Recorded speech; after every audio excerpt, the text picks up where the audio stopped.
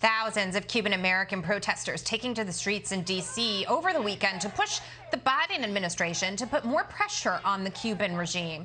The United States and 20 other countries today condemning the mass arrests in Cuba and calling for full restoration of internet access on that island. But for many protesters, that's just not enough. Here to talk about it all, House Financial Services and Foreign Affairs Committee member, New York Congressman Lee Zeldin. Congressman, wonderful to see you tonight. You know, if the administration really wanted to do something about this, they could do more than they were doing. But, shining a light on what's happening in Cuba right now would also, in some ways, deter the administration's own agenda, because it would shine a light on socialism and the perils.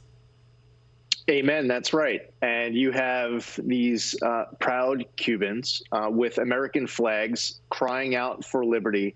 They're hitting their breaking point. They're seeing the impacts of the economic policies of socialism, the housing conditions that they have to live under, the poverty and oppression. And in many respects, for Americans here at home, you can visualize what some of the consequences would be of certain proposals that are out there right now in our own government. I'm a member of Congress in New York.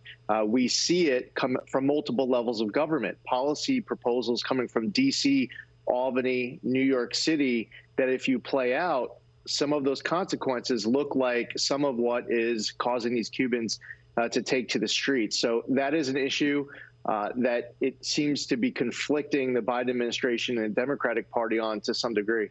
And it is those people that fled that regime coming to this country legally that have been some of the ones that have been outspoken about, what's happened and what it's like to flee Cuba.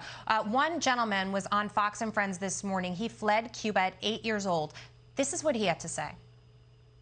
The internet has been the one tool that has given the Cuban people a voice.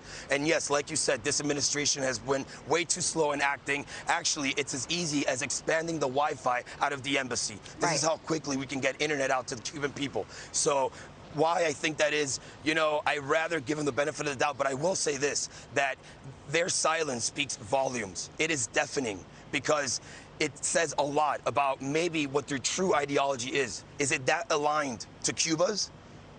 Can you not denounce what is happening and take decisive action today? So the latter part of that comment addresses exactly what you were just saying. The administration's silence speaks volumes, but also really interesting, folded in there is the issue of, silence, oppression within the country, keeping the internet, the tools under wraps. I reported on the Arab Spring, and one of the biggest issues in the Middle East at that time, the thing that helped overthrow dictatorships, essentially, was Twitter and the internet and the ability to organize. That's not something the Cuban people have. You're right. And we have multiple instruments of national power. The acronym is DIME, Diplomacy, Information, Military, Economics. You're getting at the I, the information. We have an ability here in our country to help, to allow these Cubans to be able to communicate with each other, to communicate around the country, to communicate with the outside world. Additionally, I remember when the Obama administration was providing dozens of different items of sanction relief to the Cubans. And when that was done, my criticism then was we weren't asking for anything in return from the Castro regime. We were just unilaterally providing all of these different concessions and giving up all of that leverage. So the communication ability piece is hugely important, but we have other points of leverage, too, that this administration needs to tap into.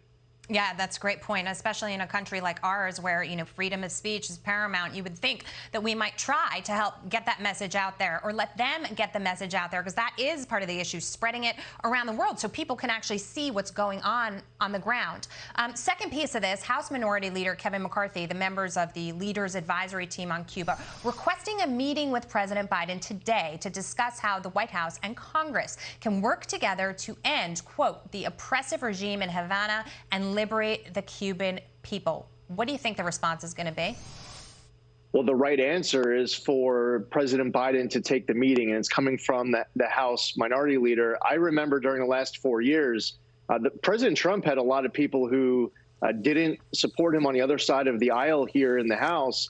But if you wanted to pick up the phone and call him, if you wanted to meet with him, you could get him on the phone. You could go to the Oval Office. You could meet with the President of the United States and to share your viewpoint and try to convince him otherwise. The right thing for the President of the United States to do here is to take the meeting, to hear what these Republicans have to say, and have that important constructive dialogue to hopefully move our process forward here, foreign policy. You're right. He might have been unconventional in how he did things, but he did always have the conversation. He wouldn't just turn and look the other way, pretending like something wasn't happening. Congressman Lee Zeldin, great to have you on the program tonight. We really appreciate your time. Thank you. Have a great night. Hey, Sean Hannity here. Hey, click here to subscribe to Fox News YouTube page and catch our hottest interviews and most compelling analysis. You will not get it anywhere else.